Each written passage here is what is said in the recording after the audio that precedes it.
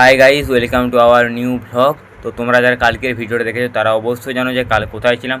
তো আজ সকালবেলায় চলে এসেছি এই জায়গাটা, আর এই জায়গাটার নাম হচ্ছে শ্যামকুণ্ড বা রাধাকুণ্ড দেখতে চলে এসেছি আমরা। তো কালকে বৃন্দাবন থেকে বেরিয়ে আজ চলে এসেছি এই শ্যামকুণ্ড বা রাধাকুণ্ড দেখতে। আর এই শ্যামকুণ্ড বা রাধাকুণ্ড দেখতে আমাদেরকে টোটোয় করে আসতে হয়েছিল। তারপর টোটোয় করে আসার পরেও আমাদেরকে কিছুটা হেঁটে গিয়ে তারপর আমরা শ্যামকুণ্ড রাধাকুণ্ডে পৌঁছাই। তো আমার এই 18 দিন ট্যুরের আজ হচ্ছে 8 নম্বর দিন। আর এই 8 নম্বর দিনের সকালবেলায় আমরা শ্যামকুণ্ড বা রাধাকুণ্ড দেখে আরও বেরিয়ে পড়েছি টোটোয় করে। আর একটা কথা বলে রাখি, এই আজকের দিনে এই 18 দিন ট্যুরের 8 নম্বর দিনে হারিয়ে গেছিলো একজনের আরেকটা ফোন। তারপর টোটোয় করে চলে এসেছি এখানে, আর এই গাড়ির নাম হচ্ছে গিরি গোবর্ধন। তো আমাদেরকে গাড়িয়ে করেই উঠতে হয়েছিল এর উপরে, এই পাহাড়ের উপরে।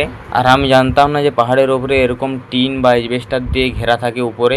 তো চলো যাওয়া যাক।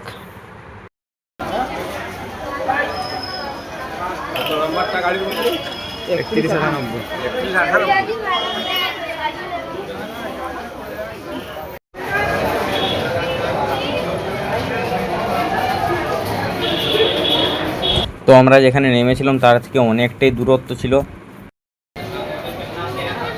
আর এই রোদে তার আবার এই পাহাড়ের উপরে, আর এই গরমে আমাদের অবস্থা হয়ে গেছিলো পুরো খারাপ। আর এই দু সাইডে কিছু এরকম দোকান বসানো ছিল যেটা দেখতে লাগছিল খুবই সুন্দর। তারপর এখানে তোমাদেরকে যেটা দেখায়নি সেটা হচ্ছে যে এখানে অনেকক্ষণ দাঁড়ানোর পরে এই জায়গায় আসতে পেরেছি। আর এই যেখানে উঠছে এটা হচ্ছে বর্ষণা রাধারানীর বাড়ি। তো চলো ভেতরে ঢুকে দেখা যাক যে কি হচ্ছে ওখানে। তারপর ঢুকে দেখতে পাই এরকম পুরো চারদিক বেলুনে ভর্তি ছিল, আর এত বড় বড় পাখা ছিল। আর ভিড়টা তো তোমরা দেখতেই পাচ্ছ।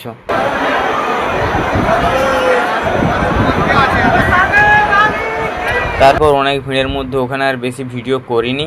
তারপর ওখান থেকে বেরিয়ে চলে আসি আমরা আমাদের বাস যেখানে দাঁড়িয়েছিল বা বাস স্ট্যান্ডে।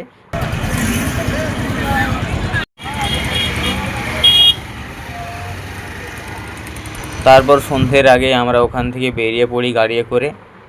রাস্তায় এরকম অবস্থায় ভিড়ে দাঁড়িয়ে থাকতে হয়েছিল জ্যামে অনেকক্ষণ ধরে আমাদেরকে।